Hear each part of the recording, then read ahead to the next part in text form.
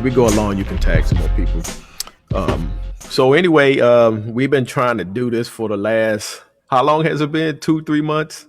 Yeah, it's been a minute, man. But everything that's going on in the world kind of Yeah. threw interference in that. Yeah, because I think at the time we were trying to do it, and you had got called in because of protests, I believe, or maybe it was something else going on. Man, I It- can't. It's something always going on in this city, brother. yeah, it was something going on, and they said you guys had to come in, so we were like, okay, we get it. Duty calls, and but we thank you for joining us, brother, and I'm glad Salaam was able to get in here too because he's originally from Chicago, and I'll let him share his story with you a little bit too. But he's originally from Chicago, living out in L.A. now, and so Okay. we all. And I don't know you were originally from New York, but I'll let you introduce yourself and your story, what you want to share, brother James. Okay. Okay. I call him Sarge, by the way, people. And that's how I introduced them. I mean, you gotta respect the stripes. You know what I'm saying? So,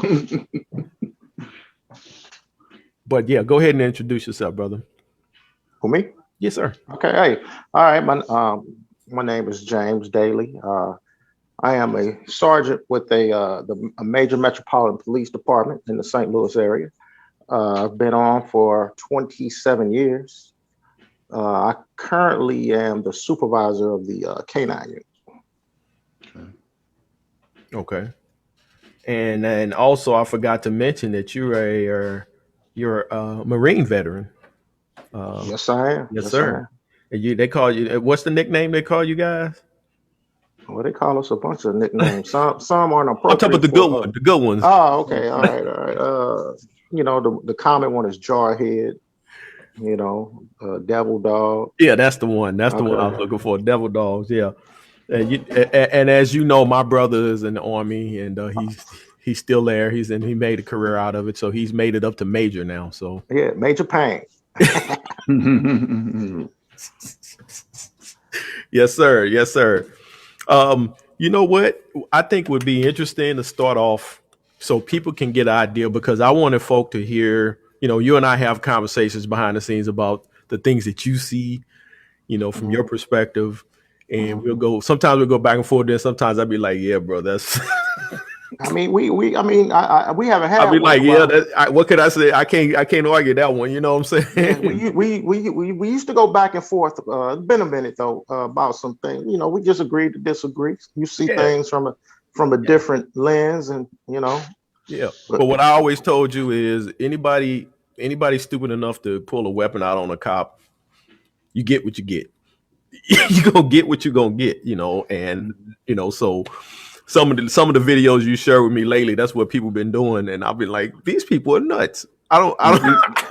well, Jay, you mean it's funny how that rule doesn't apply, to the white folks that we've seen, in a lot of these said videos. You know what I mean? So Yeah. there's a element of restraint that has been used and that is seemingly absent, at least what we see play out on tape. Now, granted, there are 18,000 police departments across this nation, and so this is in no way an indictment to them. And obviously I know police officers. I have a brother who's an ex-Marine. I have my older sister, she's an ex-Marine. So we don't see the same things, through the same lenses, obviously, because there's a perspective there. So I mean, that's different. So mine is as a civilian, and there's no way that in the world that you go into service for the country. And very rarely, I mean, there's some rare instances like Brother Reginald Bailey, who's not here, is one of those exceptions among many. But there's very rarely do folks come out of there and are somewhat the same, or look at things through a civilian lens as opposed to the governmental lens that they were in. So it's tough. I mean, I see a lot of similarity, a lot of overlap between military service and law enforcement service. And so in both instances, you're in combat. and also wearing black skin, you're also in combat. Right. But I'd like to throw out there, and I didn't mean to jump ahead, Jay. My apologies in advance. Sorry, bro. I'd like to throw out there how Sergeant Brother JD, how do you navigate those waters? So, like, do you carry that same uniform, like of blackness with you in all three arenas, right? So, in your community, yeah, and you're a veteran of the Marine Corps, and present day, you're a sergeant on the police department. So, what's the difficulty in walking that lines, especially in the volatile times that we're in this day? I yield the floor. And before you answer that question, Sergeant, let me put this disclaimer out there. So Mm-hmm. Yeah. Sergeant Daly is speaking on his His behalf, personal his, perspective. his opinion, his professional experience, and he's not speaking on the behalf of the department. So I needed to reiterate that he's speaking on his own. I appreciate that. I Uh, appreciate yeah. that. Keep me out of trouble. Yes, sir. Yes, sir. We We're need not we trying need to. good cops. We need good brothers like you on the Right. force, man. You Just need go. You that know, pension, brother. So we try to keep that in your hands. So. right. Well, here, let me kind of give a little background. You know, I've always going into the military. It was more of Something to do. it was something to do. I didn't have to go. I could have went to college, but I was burned out on school. I had a cousin that went into the military. I said, hey, the Marines, oh, they them some nice uniforms. So, hey, but little, when you're 17, you really don't know You don't know nothing. no better, yeah. You don't know no better. I was like, man, when I got in, what did I do this for? But I will say this: Sign up for it gave me discipline. right. It gave me structure. And when I got out of the military, I looked for something or a job that had similarities, and that was the police department. I never grew up to want to be the police. Gotcha. I was just like I grew up in North St. Louis, in New York, and it's just like any other black kid. You see the police, you want to stay away from them. So go the other way, right? Yeah, it's like, man, it was nothing good. I've had friends locked up. I grew up in the hood, but when I got out, I needed a job. And when I was going through separation from the military, they do the job fairs, and at the time I was in California, and I think I did a ride along with San Diego PD. I actually originally got hired by San Diego PD, but you got to remember in the early '90s when the country went through the economic crisis, a lot of police departments started laying people off, so they canceled the class I was supposed to be in. Mm-hmm. So I came back to St. Louis, and that's why I think Clinton was in office, and the federal government started giving these departments money. They just started hiring. So I ended up getting on with the St. Louis City Police Department. But I never had ambition to be a police officer, but I was good at it. And it was cool because, I actually had an opportunity to patrol some of the neighborhoods that I actually grew up in or hung in. So I think that made me a good officer because I knew a lot of especially back in those days. When I came back to St. Louis, we had just went through that gang war, the scene had kind of changed by the time I had come back from the military. So a lot of guys I grew up were either dead, in jail, out here hustling. It was a war zone. So I was able, because I'm from the hood, to relate to some of these guys and get some things squashed and make some key arrests because I thought, I just had that thought process of how people in the hood think, Right. So it kind of helped me become a better officer. But also, I did my job where I had no complaints. I had, I can honestly sit up here with integrity and say I've treated people fair. Mm-hmm. I've never arrested anybody that didn't deserve it. I've never gotten to resisting that with anybody that didn't deserve it. So I pride myself on that. And I've had people that I've locked up and put away for a while come out and say, hey man, I ain't like it then, but I understand you were a good cop, and that makes you feel proud, it makes you feel proud. I do remember you saying that because we were having a conversation about what if a person is struggling with drugs? Because remember, we know I'm of the mindset that I don't believe in locking people up just because they are a drug addict. You know what I'm saying? And then you were saying, yeah, I understand that, but it's they get to a point where they become a danger to society, and people like yourself can detect that because you know what's going to come next. Can you Right. speak on that? Can you speak on that? Because we had that conversation before. Yeah, I kind of vaguely remember the conversation. I mean, people have to understand. I know people when drug addicts. I know it's a sickness, but when people, drug addicts, it's kind of multifaceted. Complicated. Yeah. It's complicated because when you get a drug addict that's fiending that can't afford their daily habits, what do they do to They to to Right. get their fix? They're They're gonna mess breaking in somebody your up. they're Yeah. breaking in your car, Yeah. they're breaking in your house, they're robbing, stealing your purse, and when you got those dangerous addictions such as heroin or the meth, they will Yeah. kill you. I've known them. The heroin addicts are real dangerous when they're jonesing, they and you get give a homicidal. they're exactly. Mm-hmm. So you have to kind of like do you catch and release these people? Or can you lock them up then get them some help, or just put them straight into a treatment facility? But from my experience, I want to see everybody that's on any type of addiction healed from Get that healed. addiction. Yeah.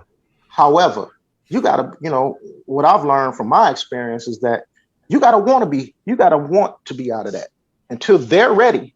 It's not when want them to, hey, we want you to go get you some help, get off this stuff. It's not what we want or what society wants. That person has to make up their mind to want to be free of that addiction. Because Uh, in essence, we can get them clean and they're gonna go right back out there doing the same things they were doing. Right. Right. You have a question along those lines, brother Salam? yes, sir. Sergeant JD. To that end, because it seems like it blends preventative and Mhm. like consultation, of the folks who are chemically dependent. I'll put it like that to put it mildly. Um, at what point, not I'm not asking you to go into anything departmental or any disciplinary like things with respect to the department, but just in general with yourself, we're talking with how you deduce the situation in front of you. Um, when does your approach turn from crime fighting to um, basically, save a hike, for lack of a Prevention. better term? Yeah. Prevention. Here's the thing. Let me break it down. When we Mm-hmm. get when we're dealing with addicts, normally 9 times out of 10, say I'll give you an example. Like I'll just reference of how I used to lock up a lot of addicts. We would get calls. Say you got a block in a distressed neighborhood. You got an elderly person. Hey, they out here congregating in the front of this vacant building. We'll get calls like this. So you go up there, you ride up. It's three or four, five guys in front of a vacant building, just distressing the area. The people that actually they feel like prisoners in the house. So we'll round them up. You run them, search him. He's got 3 buttons of heroin. He's got this. He's got that. We would charge them for back in those times. That depending on what they had, you had 2 or 3 things of crack. That was a felony. Mm-hmm. Was he a crack dealer? No, not per se. But was he a detriment to that community? Absolutely, man. I mean, they trash these neighborhoods. They break in these people's cars, these people's houses. I mean, 99% of our calls back, are quality of life type issues. And then when Mm-hmm. you address these people's, that's when you find the narcotics, the drinking in public. So we're addressing the calls from those people in those distressed neighborhoods. That Got makes you. sense. That makes Yeah, sense to it makes perfect sense, and just as a little add on there. Um, what are some community-based solutions? I appreciate the community-based mindset that you bring to the badge and to our community, and now having knowledge of our people. We know how our people are in the hood, you. Right, right. so we know the perils that lie therein. So in regard to like and this is not solely a law enforcement based solution. Maybe it could be a community based solution where that bridge there, you hear the calls for community based policing, but you're bringing that community based policing model to your badge right now as an individual. What are some antidotes that can be put in place to that it can kind of like be reformative in nature to reform. It may not be the silver bullet the first go around, but at least be a process. Like they have drunk tanks, right? Inside, in the jails and things like that.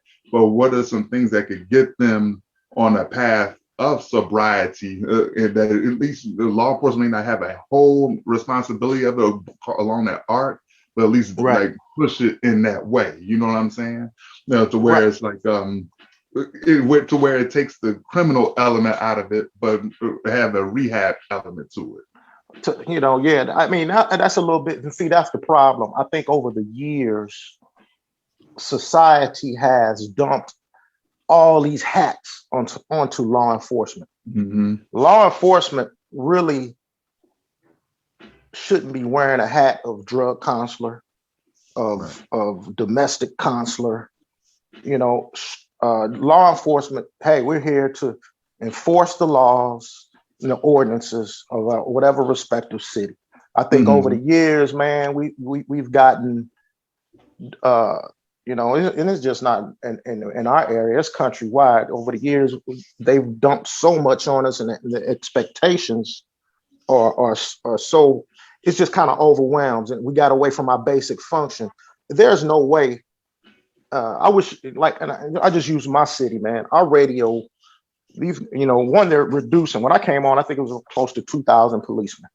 Mm-hmm. Right now, I think we're barely at 1,000, maybe under. I'm not exactly sure the numbers.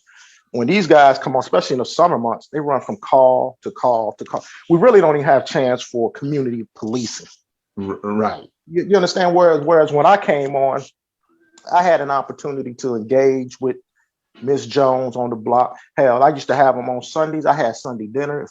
Me and my partner used to have these the neighborhood elderly cookers dinner. We had the hookup because we took care of them. But these are we knew the neighborhood. We knew in our area. We knew who the knuckleheads were. We knew who their aunties, their grandmas, and all the family members. We knew who stayed where. When they ran from us, we knew exactly where they were going. We had to chase them. Yeah, we catch you tomorrow. I know where you live at. I know where your mom live at. I know where your grandmother live at. I catch up with you. Yeah, I get you. Yeah, but we don't have that anymore, man, because the radio. I mean, I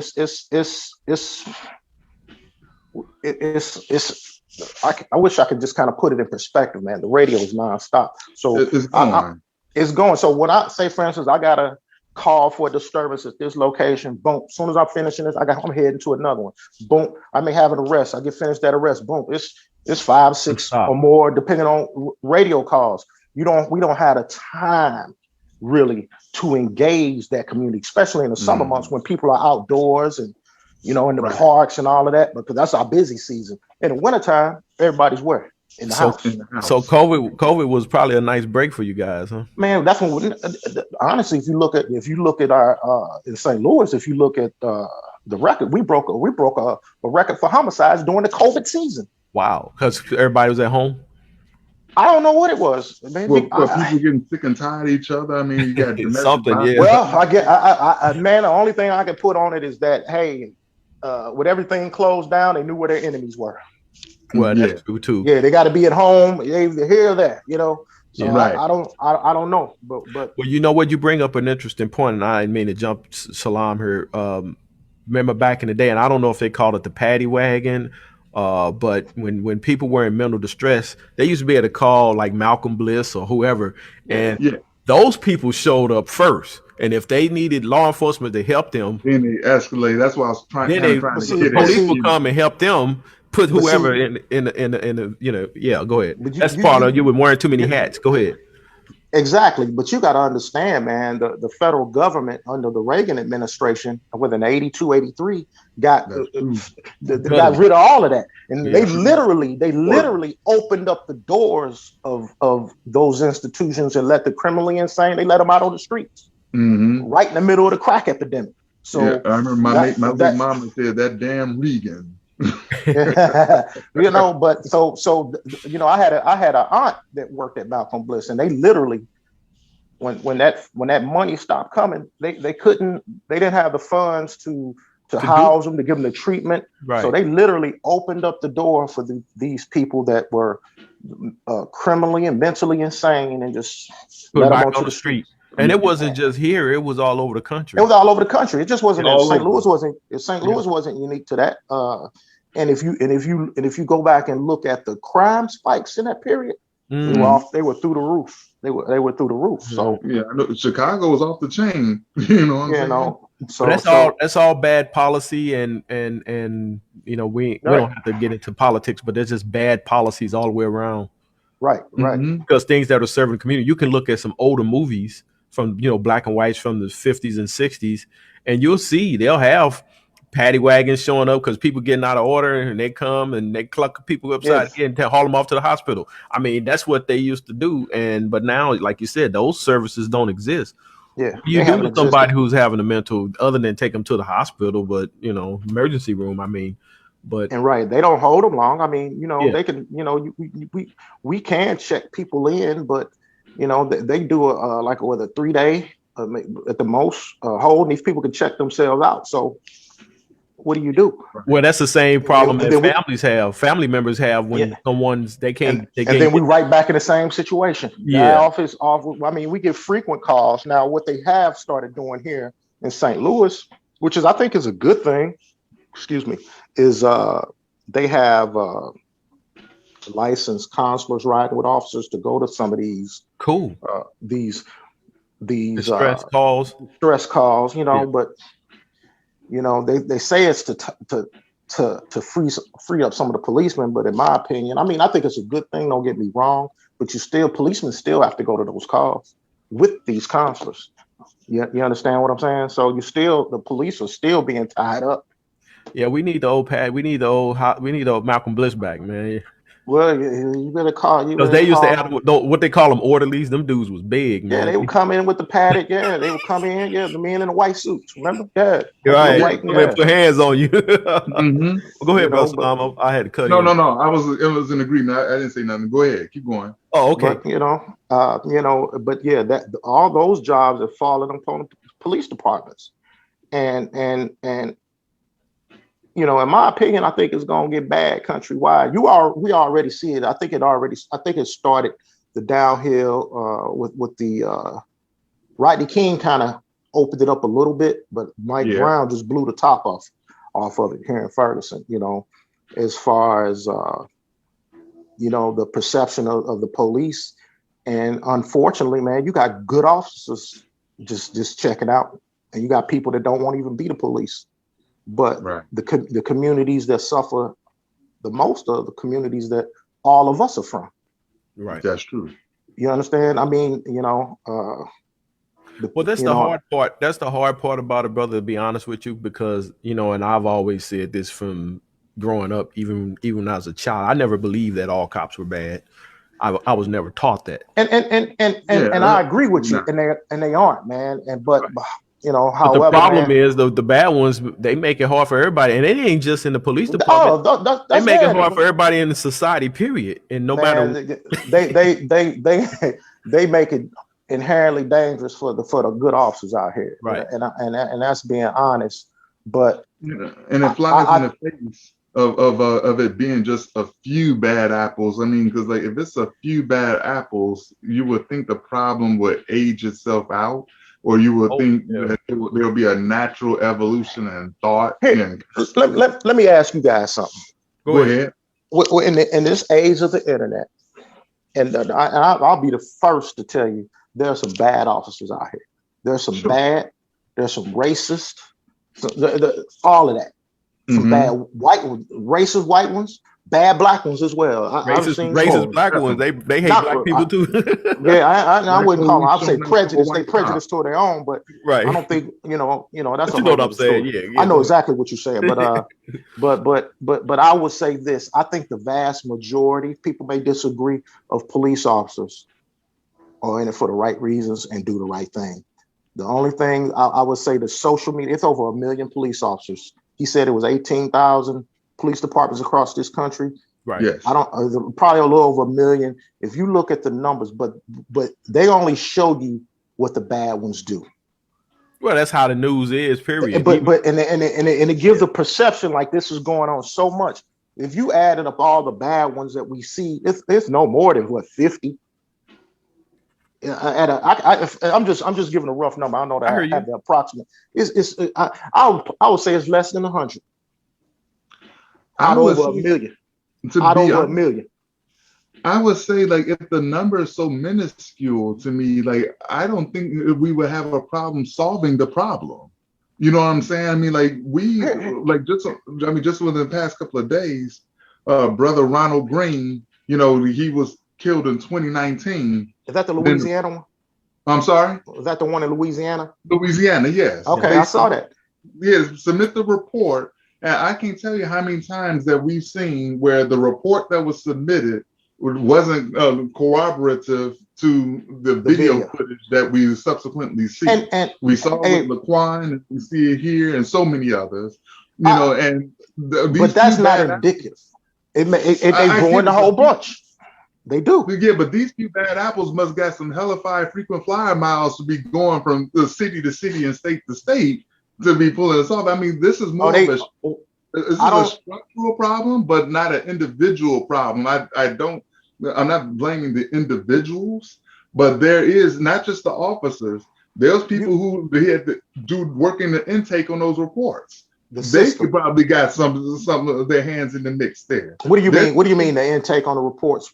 When they submit the reports, are they not like looking at them or evaluating what's submitted?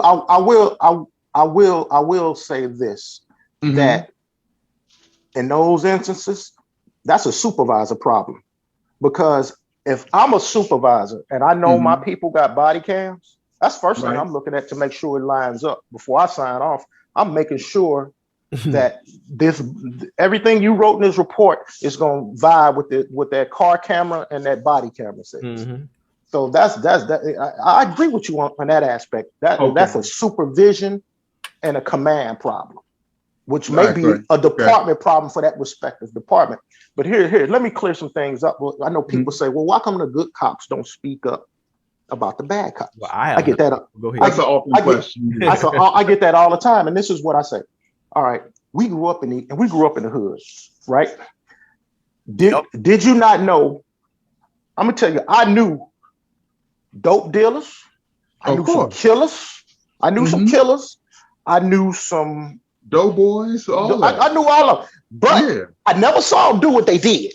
But I knew it because the hood speaks. But could I go? But here's the thing: I can't go up before a judge or anybody else. Say I know the streets talking. I hear this about them. All the good cops know we hear the same things that the hood hear. But I can't go up to testify or write a statement that I saw XYZ because they don't do it in front of the good cops. They do it around the like-minded folk. You understand what I'm saying? Because I know when I grew up, you can kind of here. This is what I do as a sergeant on my department. If I heard some of those people that you kind of suspect, you hear, I go by those calls because that's going. They be like, oh snap, here comes Sarge. They know me. They know where I stand, and that keeps them in line. Now, if I ain't there, I can't control that. You don't have eyes everywhere. Yeah, I see. I hear the streets talking. And sometimes I say something. I say, man, the streets talking. Okay, let me catch you. You understand what I'm saying? I Right. can't even go to internal affairs. That's up to that person that was there, that saw it, that was a victim of, to make that complaint. Mm-hmm. I'm gonna handle my business if I see it. Because one, I've always been the person, you know, I'm not going to jail. I was at the time when I got on, I was a husband and I was a father. I'm the provider for my family. I'm not Mm-hmm. my family's not losing that. You understand what I'm Right. saying? So you going to jail before I lose it. You know, you going to jail. You might as well get your ducks in a row. Because if See, I see I'm anything not that's taking just it. I'm no, not taking I'm that not from you. taking. I'm not taking no L's. You know, and I'm standing on that. But you know, people don't like it. You know, it's not. And there are a lot of officers Mm-hmm. that have the same mindset. We just don't get the notoriety. There are a lot of officers, especially in my department. You Mm-hmm. Well, know, are you white familiar? and black. Oh, I'm sorry. Are you familiar with and have you seen her on social media on television, Sergeant Dorsey from retired LAPD? Oh yeah, I Sergeant seen her Dorsey. just yesterday. Go ahead. Mm-mm.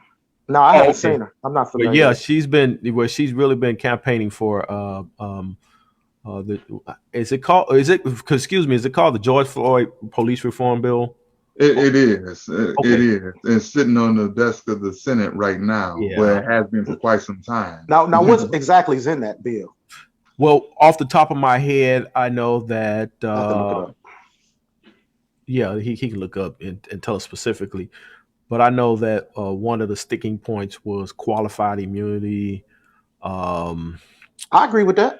yeah, I mean, because if you're out handling your business, if you really truly feared for your life, you ain't really got nothing to worry about as far as I can see. You know, because we jurors got common sense.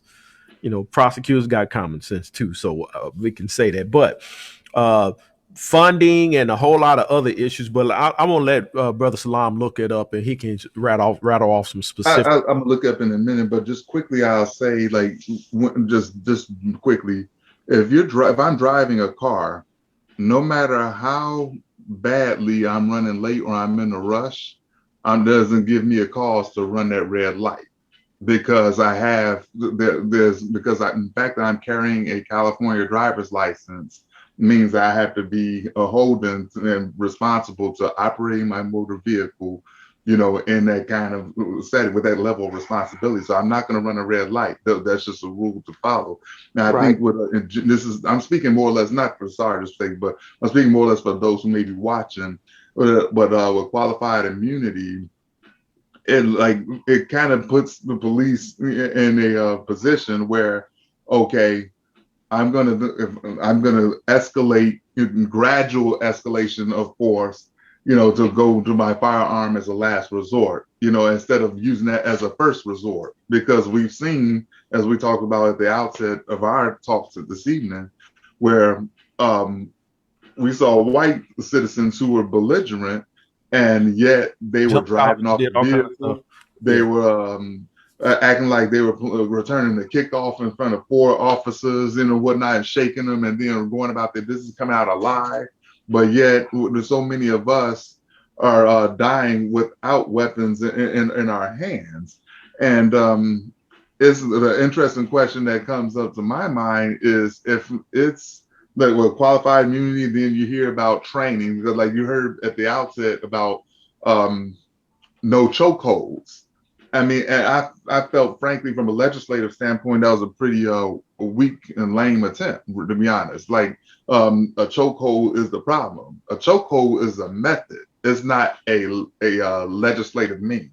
You know what I'm saying? So, um, what can we do to ensure that when we don't have this situation like with Dante Wright, taser, taser, taser, and you pulling the wrong weapon? But my question that I was saying before I lost my train of thought is, why do these mistakes look in training?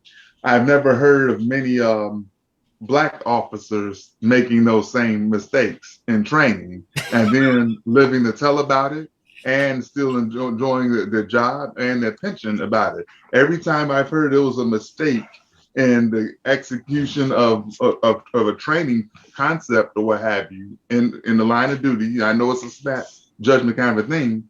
It's always been unequivocally, nine black white officers for those who keep the score at home, and black victims. But I never heard that fly, the other way around, except for that one brother in Minnesota, Mohammed Noor. I think it's his name, and he's serving time right now with the 13 years. Yeah, I'm sorry. Yeah, of the Australian. I forgot the young lady's name, Justine something. I forgot her name. Yeah. We, myself and other officers that looked like me, we brought that situation up. I think if the situation was was involving one of us, justice would be swift.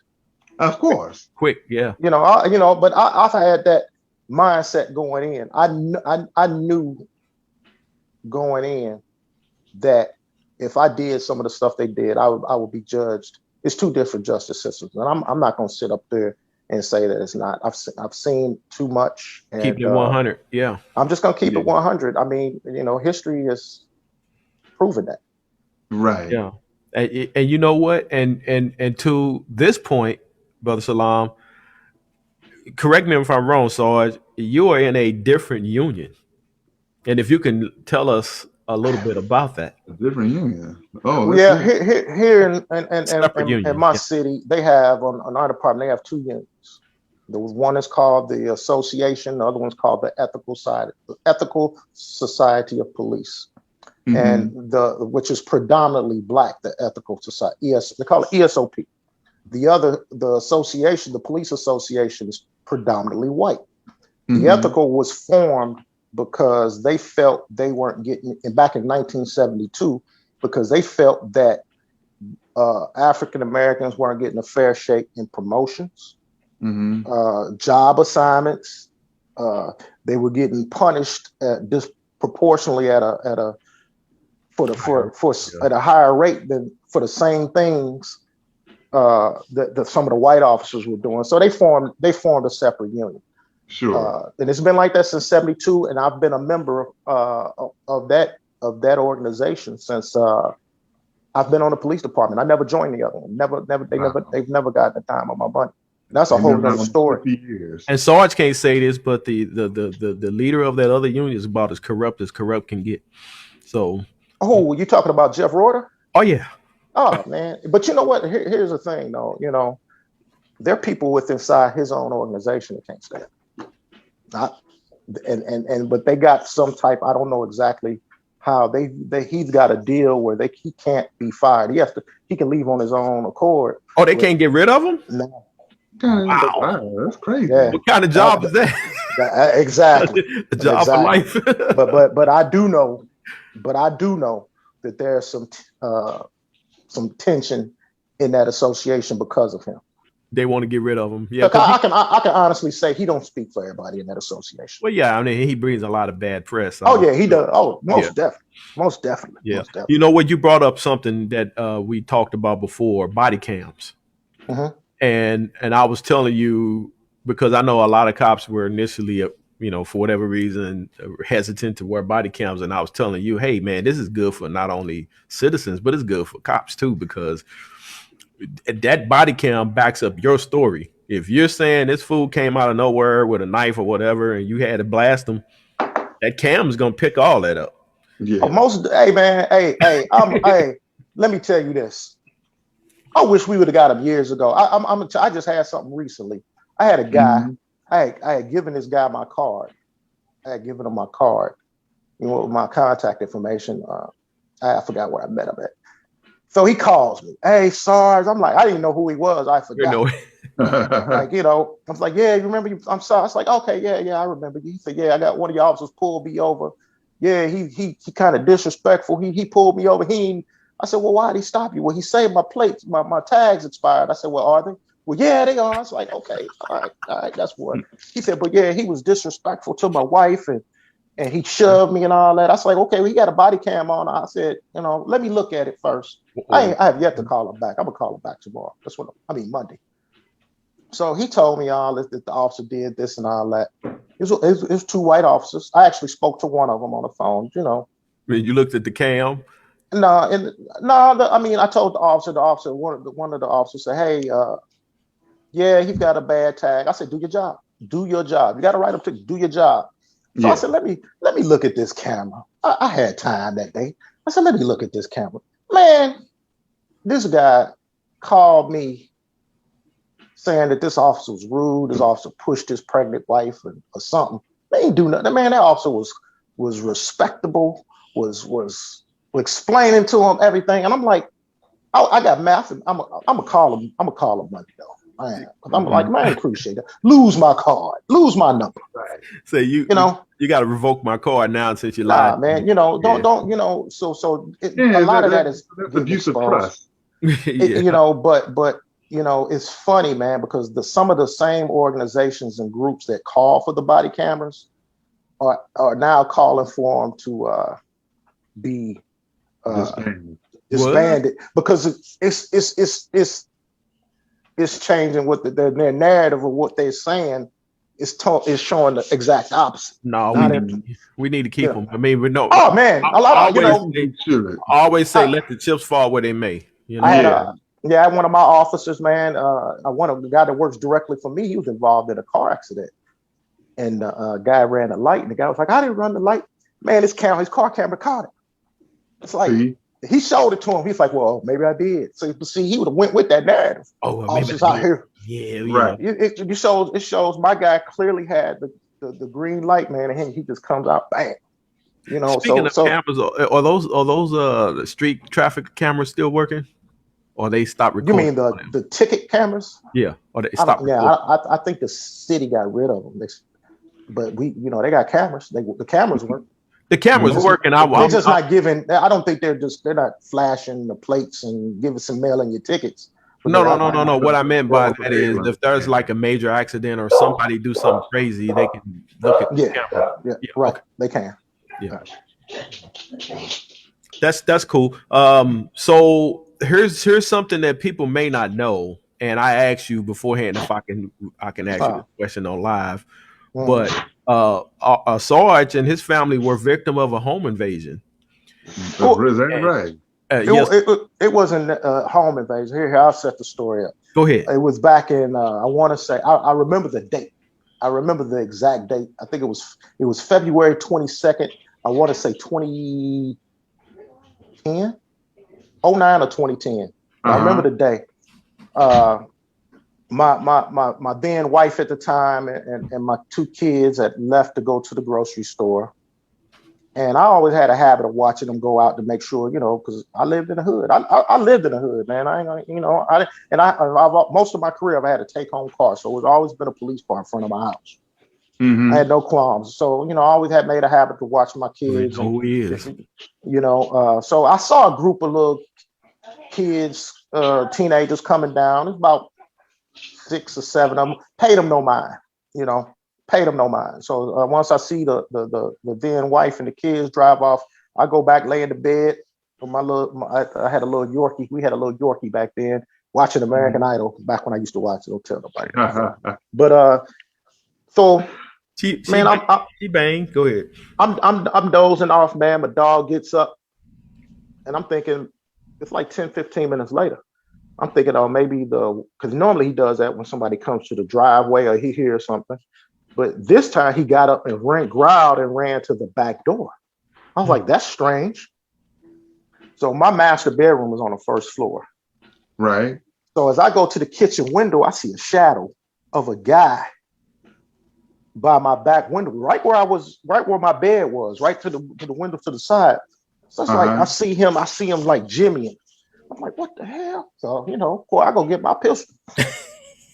I go to my nightstand. I grab my pistol. Should have grabbed a shotgun, but I grabbed the pistol. So I go to my back door. I line them up, and I said something to him, which I probably shouldn't have, because I gave him time to. I said, "Hey, some few choice words. What the F you doing? Blah blah blah." He turns around, spins on me. I saw it then. I saw it. I started shooting, but he was able to pull, and I don't know how I missed him.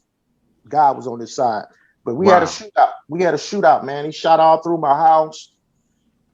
He ran through, so I run my next door. He ran in between me and my neighbor's house, so I'm running from my back door to my front door trying to cut him off, man. I said, oh no, you shot in my house. I gotta, he He gotta going go. in the dirt tonight. He going in the dirt tonight. But man, my little dog got it between my feet. He was acting tough and tripped me up just enough not to get to that front door in time. So by the time I got to the front door, he was gone. Long story short, man, he left some evidence. He left a bandana or something in my backyard. It actually came back. They did a DNA on it. Came back months later, man. And from that, it would actually that DNA actually belonged to another guy. It was a total of 6 guys involved in this. I only saw the one. So they were all looking out. It was 2 more in between my house and the neighbors. It was one in the front I didn't see. It was another one on the street, on the other street, because I lived on a corner house. It was another one. So they were all like looking out while this guy was coming. There was other 2 guys were coming in that back window. Oh, they had a whole. They all took off when they heard that tatter. Oh yeah, but the guy fired back at me, man. He fired, I think 2 or 3 through my back, then 2 or 3 through my garage, because he was actually firing over his shoulder because he thought I was behind him. So long story short, man, we caught one of the guys that I could not ID, but he ID'd the other guy. And they all started telling, yeah, man. All these tough guys, you get them in that box, man. They start crying and singing. But then let me tell you what these fools. Social media is a blessing and a cursing. So before these fools tried to break in my house, they were up the street at the school. Man, they taking pictures with the gun and everything, and he had the exact same description that I had put out that I had gave. So yeah, They were able to catch him, man. He's a little young guy, man. He was 16. I think they ended up giving him like 20 plus years. I just got a letter from the state about a month or 2 ago that he's going to be paroled in 2022. Okay. Well, so hopefully he's been locked up since 20. He's been locked up since 2010. Okay. So he did a good 12. Well, hopefully he's been reformed, because man, it's. Hey man, I would, you know what? By the grace of God, because he's still alive by grace. I didn't want any mercy for him, because here's the thing. Mm-hmm. Here's the thing, and I made a victim impact statement to the judge to get the maximum, and this is why. When first he had to be certified. He was a juvenile. He had to be certified. When I went to his juvenile hearing for that adult certification, he had 40, 50 family members. I was pissed. I was like, where were you fools at when he was out here ripping and running the streets? Oh, wow. All this, then they act a fool again. So they threatening me. I wasn't intimidated. So by the time we get to they certified him. So he's still locked up. They move it to his adult trial. I go to the court. They find him guilty. His mother came and begged and pleaded. I was like, you didn't have no sympathy for my family, because here's the thing. When you came to my house armed, you knew I was a police officer. Right. You didn't care. You didn't care. The thing that really bothered me, like, what if I wasn't at home? What if my daughter at the time? What if my wife or my kids or my daughter and my son at the time? I think my son at the time was probably 12. Right. My daughter was 9 or somewhere in that age group. What would they have done to my family if they had confronted them? You're right. So it was no mercy for me. And in my mind, ain't no reform, do your. Because I had every intention of killing him. I understand that, but I was just saying that I hope that since he's coming up on parole, that he's reformed something. I hope so. I hope so too. But that was my victim impact statement, because I told the judge and I told him and I looked his parents and everybody in his family in his face. If the shoe was on the other foot, you want something done. I said, where were you? Where was all this support when he was breaking in my house? And obviously your house ain't the only house he broke into. Well, yeah, he just got caught with mine. That's all. Go ahead, Salaam. I'm sorry. So they had a rally at the courthouse. I mean, that is a value system thing, that we still have to wrangle with. I mean, we have those internal conversations, in our community, man. I mean, but that's problematic. That really is. I'm glad that you and your family made it out safe, right. man. And I'm glad my family was gone. They weren't there. Yeah, exactly. Yeah. You know, Exactly. That's something. because that traumatized my daughter, man, for years. She never wanted, even she didn't like staying at home by herself. You know, Hmm. she never wanted to stay. You know, my son didn't care, but my daughter, like, Daddy, when you coming home? Daddy, I'm leaving. Drop me off over so and so house. She wasn't staying in the house. Well, she wanted to get out with Bell. Yeah, Yeah. you Yeah, know, after and something like and that. I refuse my, and that's as a father, man. That's the, especially with your girls. You Yeah. you Right. you you, Right. no, that's a no. Well, why? I'm assuming Brother Salam is still looking up the Yeah, I reason. got it right here. I Okay. was making sure my phone didn't go to sleep mode. So basically, the provisions of the George Floyd Justice and Policing Act, right? Yeah. Mhm. Uh, First bullet point is it grants power to the Justice Department Civil Rights Division to issue subpoenas to police departments as part of a quote unquote pattern or practice investigations into whether there's been a pattern and practice of bias or misconduct by the department. I'm going to read through them just to keep mental notes on which ones that you want to talk on, and Right. then we'll talk That on so stand we out. get through Yeah. them all for the audience.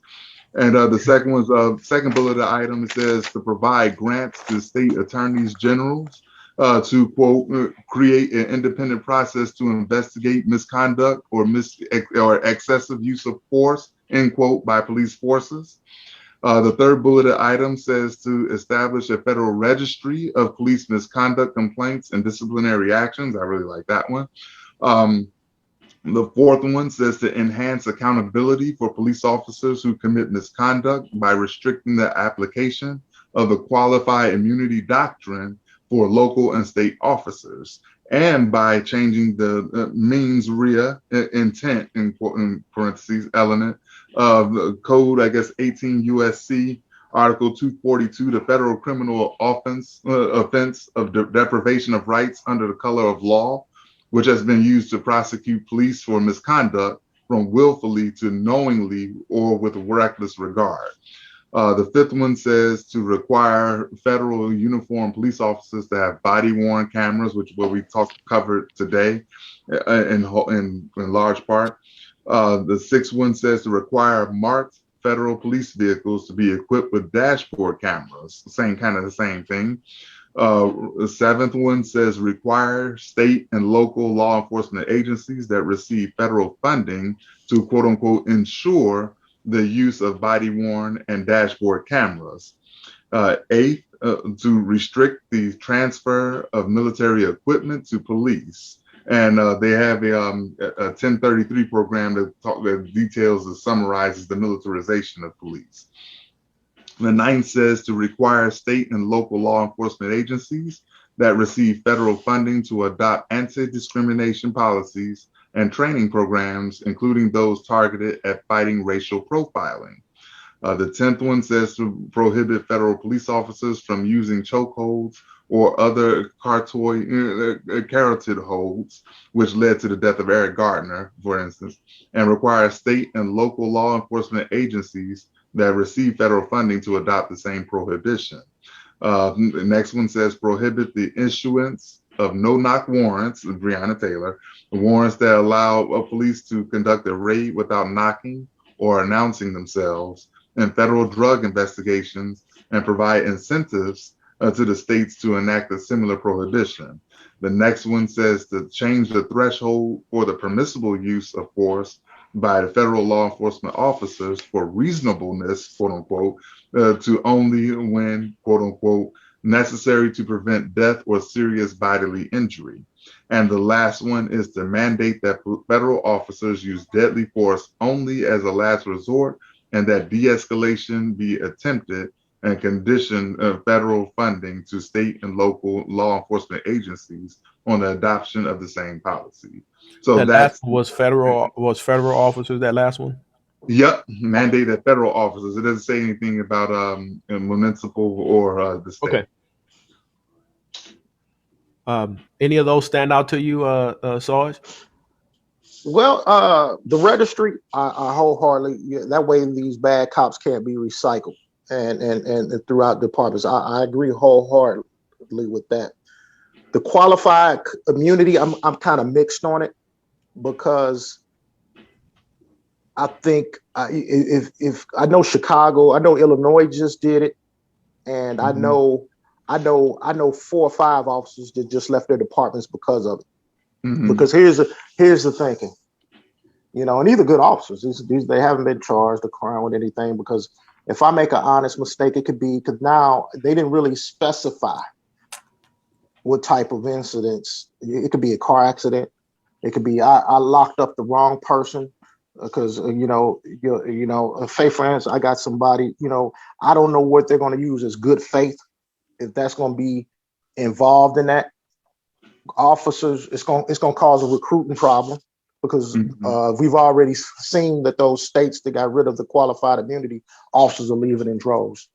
Because who's going to come into a job if I make an honest mistake, not knowingly or willfully, or not a willful criminal act, but if I make an honest mistake that I was wrong, but I made an honest mistake, then I'm gonna be prosecuted for it, So or what I hear you, sued civilly. so what I hear But you saying is the language that's what needs to I'm be more saying, specific. because like you I can don't know make a what the language is. I really don't know what the language is for I heard him. I don't know. He said knowingly. If you, of course, if you knowingly and willfully did something that's criminal, but for an honest mistake, I don't know. We all make mistakes.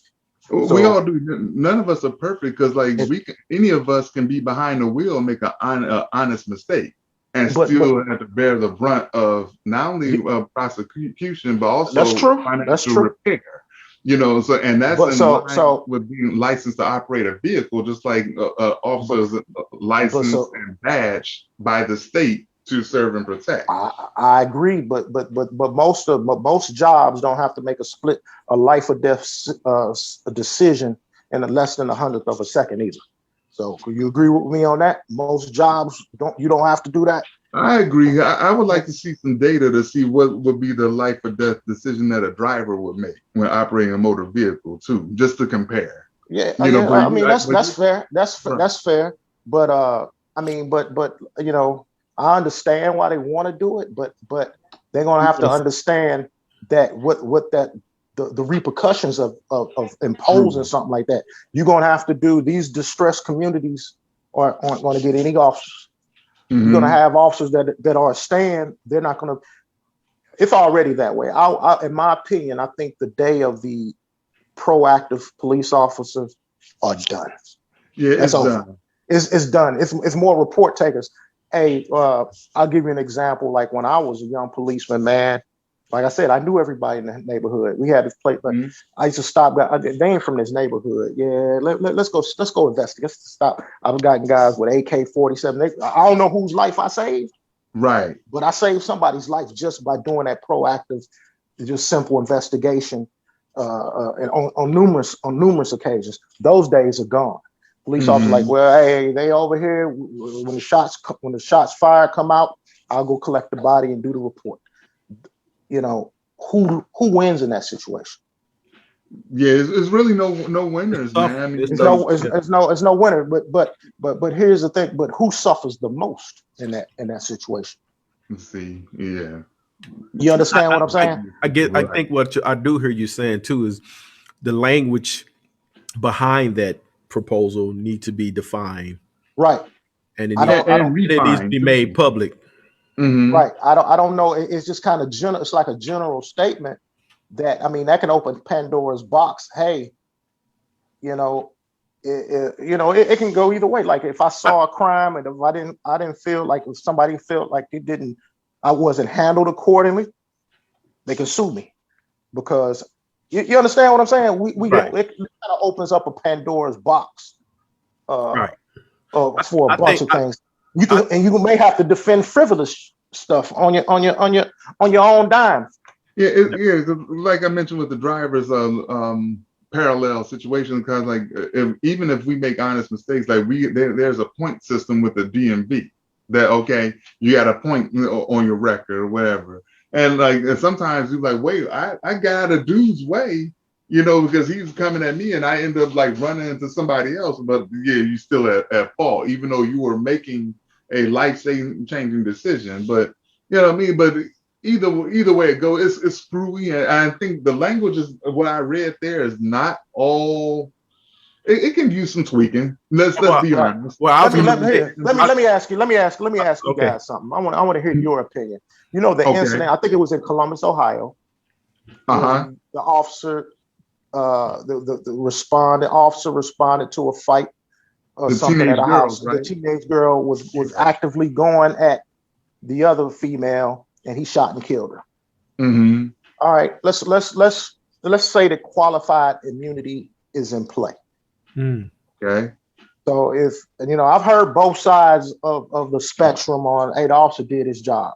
In my opinion, my professional opinion, I think he did what nobody wants to take, no officer wants to take a life, but I think that he did what he had to do to save a life. Because if you slow down that frame, she was coming across, it looked like a neck shot or a face shot with that knife.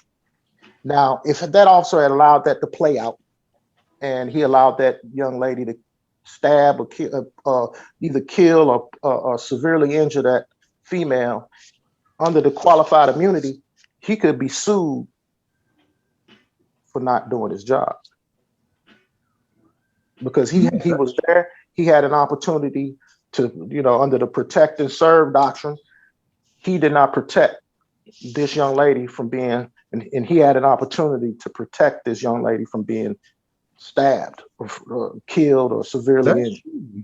You That understand? You officer, see that double. You see that double-edged sword, or Mm-hmm.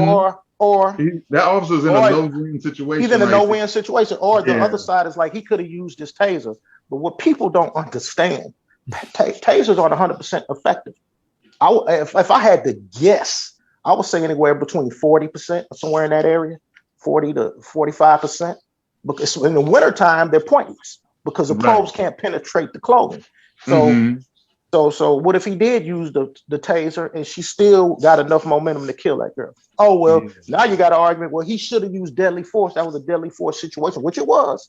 But he's placating to what society wants us to do. I'm using the least amount of force. I'm trying to go through the escalation of force. But in that situation, like you said, deadly force, you don't have time. He had literally got out his car. What was he out 10 seconds? 10 If that, seconds to assess it. literally 10 seconds. He didn't have time to and de-escalate. to go to de-escalate anything. He had And 10 to be seconds. honest, in that situation, man, I mean, because we all know where we from. That's another. Right. We're from the hood. You know, that was the one police shooting that I honestly was like, I don't even see how that officer could have won, to be honest. And at the same time, I was very hesitant to co-sign him, officer shooting a 16-year-old black girl to begin with. Let me ask. And I understand that. Like, Yeah. LeBron made some comments, but I guarantee you, I don't know if you got kids or not, or a daughter. Absolutely. If you got a daughter, if that was your daughter, about to get the knife, what would you want that officer to do? That should answer the question. What would you want that officer to do? Right there. Well, yep. Yeah. I agree with both of you I guys. agree with that. Yeah. And the whole thing was tough for me because when I saw it, I didn't see the whole camera. I just saw like pieces and bits, and it was like real quick. It was quick. And I'm like, oh, dude just got out and just smacked her. You know what I'm saying? And I was like, what the heck is that? And then somebody said, no, man, you need to see this. See the still. You need to slow it down. You have to slow it down. And I was like, man. I just hated that, like, the men in the community, we couldn't head that situation off at the pass. How many adults did you see on that scene? That's exactly. That's why I was headed. And like the clip that I saw, when I saw some big ass dude kicking a girl on the floor, I'm like, dog, what the fuck is you doing? You know what I'm saying? Doing? Right. Exactly. And, I was heated at that. I'm like, yo, what? I mean, what the hell? That's what we should be mad at. We should be mad at the adults because because you have all these adults that co-sign this teenager pulling up at somebody's house that is saying like, okay, I'm about to go put in some work. Now, let's say, okay, God forbid, knock on wood, whatever. Okay, my daughter walk into the door. Oh, baby, where you going? I'm going to kill this heifer. This, that, the other. not with that one. Oh, hold on. What's going on? I mean, nobody like was a stop fight there to stop her from even leaving the crib. Secondly, once the police arrived, it was no reason. It seemed like she when the police arrived, because they looked like several police officers there. Why would you run up on somebody with a knife? And the situation is about to be handled. The police are there. Right. That's what I was about to ask. The police are there. So why would you knowingly, because she saw the police arrive. The men on the ground and your family, whether they were for the girl or against her, should say, you know what, we need to establish some order up in this motherfucker. Well, yeah, right. Because you need to sit over there. Because where I come from, when the popos show up, we all scatter. And so I don't even begin to understand. Them days over, man. Them days over. Right. But I'm just saying, I don't even begin to understand the police show up and everybody escalating. And the adults out there escalating. And the girl, I mean, I really feel bad for her. I feel bad for the family. Oh, it's tragic. I do too. She's only 16. But what in her mind said it was, I mean, what was her mind said is okay to pull out that knife in front of you know what was okay in her mind? Because she saw the adults out there clowning. So it was okay in her mind. Yeah. It was okay in her mind. It was okay in her mind. Hey, my people, my adult people out here who I look up to out here clowning. So I'm a clown right with them. Mm-hmm. That's the problem. But the police, it's tragic, man. And unfortunately, that's probably been an ongoing thing in that family, But they ain't their first rodeo. Oh no doubt. Not acting like that. Never is. We all grew up with them families that cause always fighting. Yeah, cause hell in the neighborhood. I didn't see motherfuckers fighting in the middle of the street. Man, that wasn't nothing. You didn't lose your audio, did you? I gotta go off the speaker now, man. My headphone went out. Oh, okay. But we just see motherfuckers like fight. I mean, but long gone the days where it's coming up, man. That everybody they were scourge of the neighborhood. Everybody, But yeah, we know quite a few families like that. I mean, in Chicago, when we grew up, if there was a squabble to be had, if there was a score to settle, I remember the days where cats got in a circle and said, "No, let them two handle, male, female, whoever, let them handle it. Don't nobody get weapons. Don't nobody jump in. Don't nobody else get in it. Yep. Yeah, like the fight. We ain't gonna let you kill her, but you gonna run that fade back, and then it's gonna be over. You know what I mean? Bro. Yeah.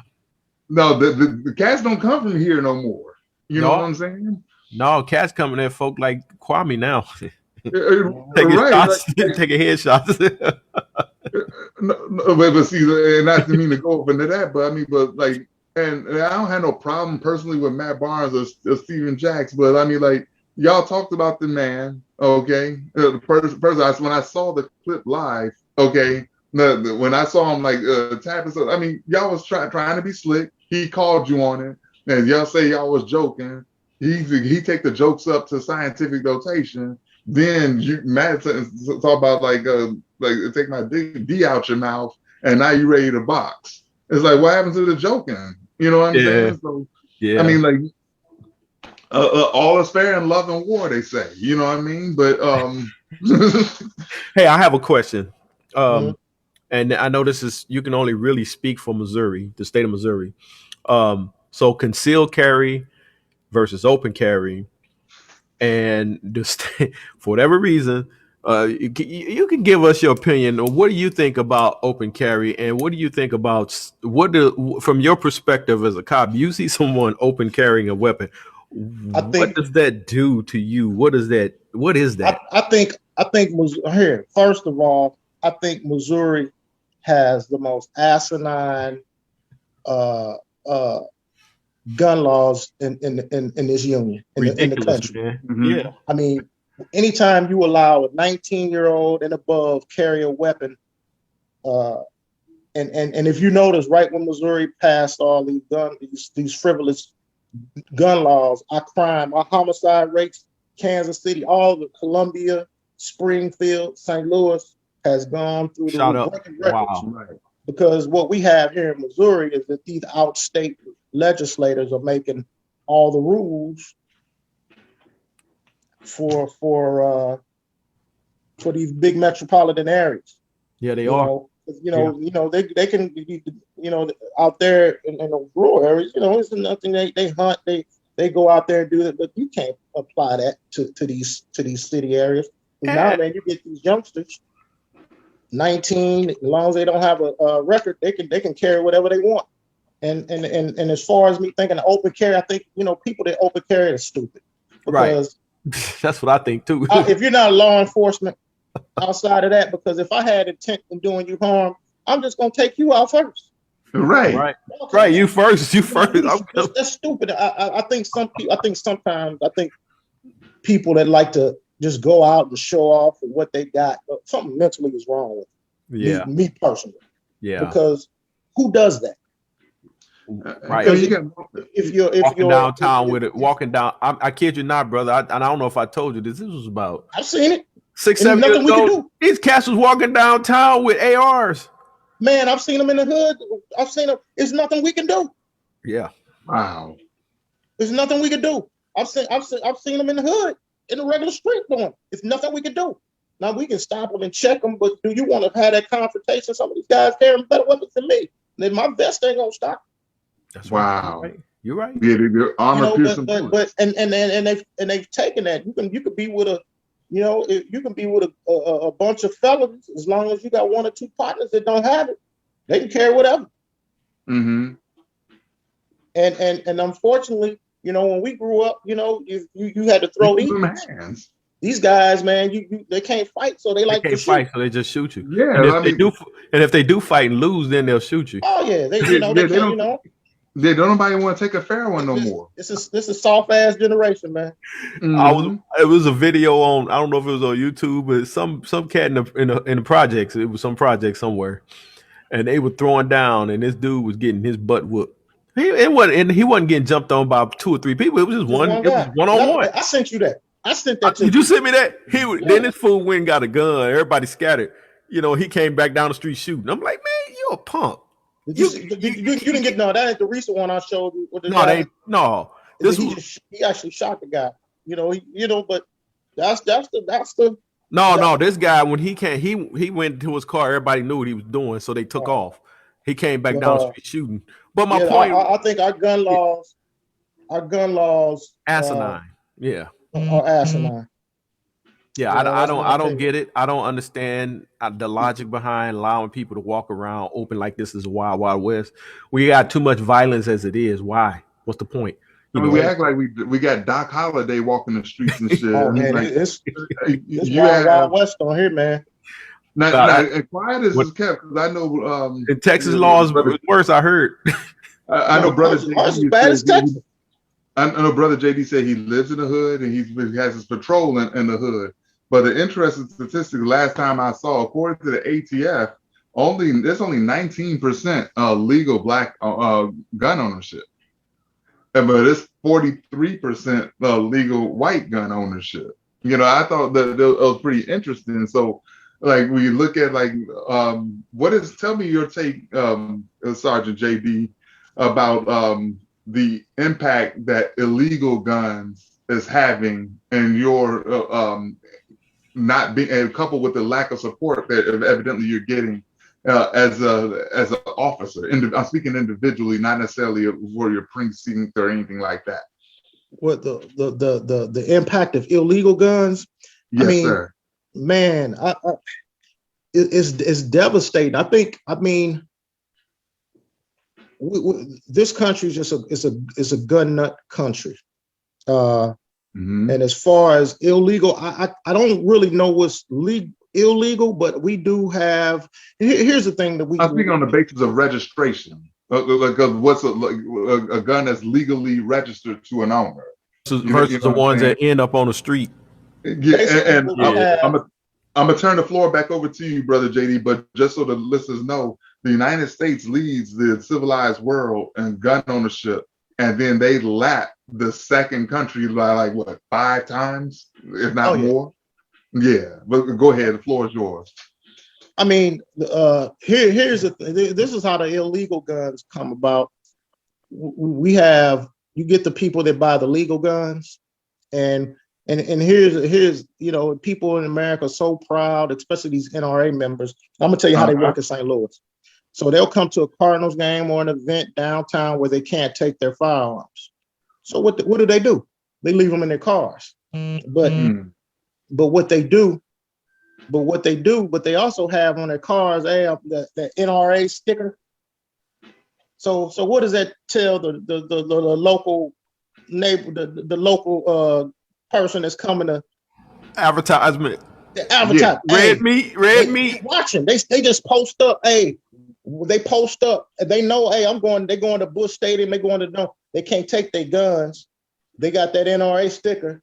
So 9 times out of 10, as soon as they walk in there, I'm getting them. So that floods the neighborhood. I mean, they don't just have these little cheap little starter pistols, man. They had the nice stuff. So they hit up, they advertise the NRA. Some of them are the stupidest people. If they throw it under the seat, they put it in they throw it in the glove box. They know what you're gonna do. So now you're addressing I'm sorry, brother. You're addressing the potential theft of a firearm, like if they pull up at the ball game, right? Right. That's how the illegal guns get out. You did not tell me, like, because I know in Chicago, when from where my doorstep is, around the corner, the 2 blocks around the corner, they found a cache. This was a few years ago. They found a cache of hand grenades right there. Oh, wow. Right on the street on 59th. I lived on 61st, so I'm 2 blocks away. They found hand grenades like right there on the street. So. And then also there's been this penchant of every time there's a crime or shooting that happens and they trace the serial numbers, and the serial numbers are traced to a gun shop that's in like Skokie or Blue Island somewhere in the suburbs. But they didn't come from the hood because all the armories that were used to be in the hood, where I grew up in Inglewood, or in the back of the yards and stuff like that, those armories are gone. You know what I'm saying? They're nothing but shells of themselves. So I'm trying to see, based on what your observation is or your experience, have you seen like anything like that when you confiscated firearms? And do you all run serial number checks? Where are they going to? Are they going to the NRA members? Are they going to gun shops and somehow making their way smuggled in here? And another reason why I asked is about 3 years ago out here in Pacific Palisades, they found a cache of guns, and where they still had the tags on it. They still had the serial numbers on it, brand spanking new in Pacific Palisades. And I thought, where were they going with those? What they do, I mean, this Pacific Palisades is like they balling out there. That's near Malibu and stuff. Right. Those guns probably would have ended up in Jordan Downs. They would have ended up in Nickerson Gardens. They would have ended up in Watts. They'd have ended up in the CPT. They'd end up on a 2-1 in Lewis. They could have been anywhere. You know what I mean? And so just paint that whole perspective in terms of, with respect to your individual police work, not the department of trying to keep you clean. What is your experience in that regard? And don't forget the train car, that was left in Chicago. Exactly. I heard about that. The armor, yeah. I don't know, man. I mean, I honestly don't know, man. Could there be some type of conspiracy where, similar to where the CIA was pumping the cocaine into the hoods with Gary Webb?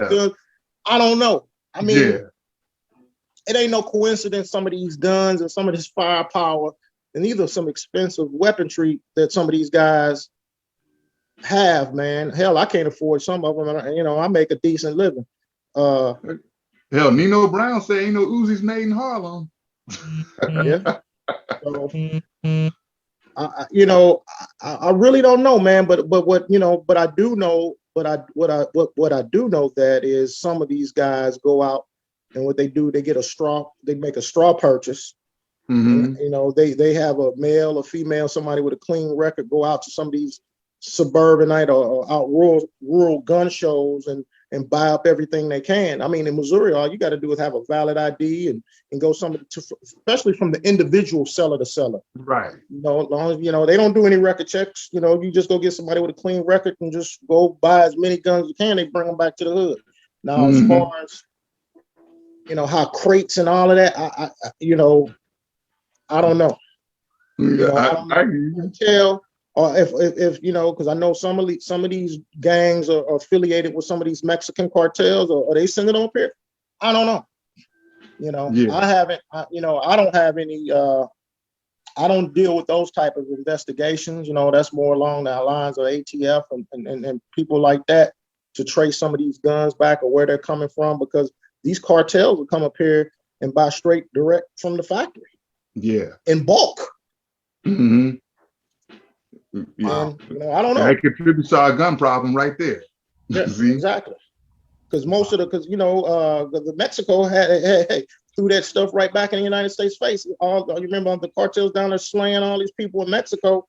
All the guns are made in America. Well, it's interesting you say that, because that's one of the loopholes that some legislators have been trying to close, requiring citizens to at least.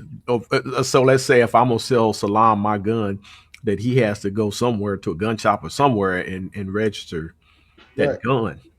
You know what I'm saying, in his name, and then that means he would have to go through the system, and they fight hard tooth and nail to keep that legislation from getting past. The NRA and everybody else come down hard on that. I think that would help a lot too. Because here's the thing. Go ahead. And I think the criminal is always going to get a gun. I mean, the Pandora's box is already open. There's no way it's going to get closed. Outside the law. It's you can shut down. Just like they had prohibition, man. People still they were still getting that liquor. They still having a good time. The same thing gonna happen with the guns, man. They're gonna find a way. Yeah. So you're not gonna shut that pipeline down. You're just gonna make it. You're just gonna make it lucrative for the criminal element. And for every bust that you have, how many of them did you didn't catch? Oh, for every bust that you had, how many of them did you didn't catch? It's for like they say, for all the narcotics that come in from Mexico, man, you catch them, they season 10, 20 million out. That's just like 1% of what's coming through. Right. The vast majority of it's getting through. They expect those losses. Right. So earlier I did have a brother who wanted to join, but he couldn't. He asked me to pass this question on to you. Brother Antonio Gomez said, one of the questions you can ask for me is, with the charges being filed against the female officer in Colorado for not reporting her partner's abuse, will this be a one and done or something that other city PDs will start doing? I don't know if you're familiar with that, and I don't even know if I'm familiar with that. No, I'm not familiar with it. You know what? I got what he's talking about? Yeah. I don't, but maybe we can look it up real quick. Brother Salaam. Do you have a way of sharing your screen and you got a video link or something? No, I was just reading the email. Okay. But I can try. Let me see if I can pull up something on that. You can go ahead and opine a little bit as far as what you may know about, what your thoughts are on something like that. But let me see. Female Colorado officer for not reporting her office abuse. Was it only thing I can think of? Is it related to Elijah McClain? Let me see. That happened late last year, wasn't it? Yeah. I think he was. I think he had a mental illness or something, if I remember correctly. Who, Elijah? Yeah. No, he wasn't mentally ill. He was just more like something like that. Just a loner. Yeah, He is one of those loner kids who just like to, do their little thing, and he wasn't a threat to nobody, but I was just trying to give some context as far as but let me look up real quick. Let's see Colorado cop who, didn't report partner and see what comes up here. Otherwise, the brother gonna have to come back and give some context because I don't know what he's referring to. And again, like I said, only thing I can think of that could remotely is the Light McClain case, which be understood because it was other officers there that was laughing at the guy, laughing at the kid. So I don't know.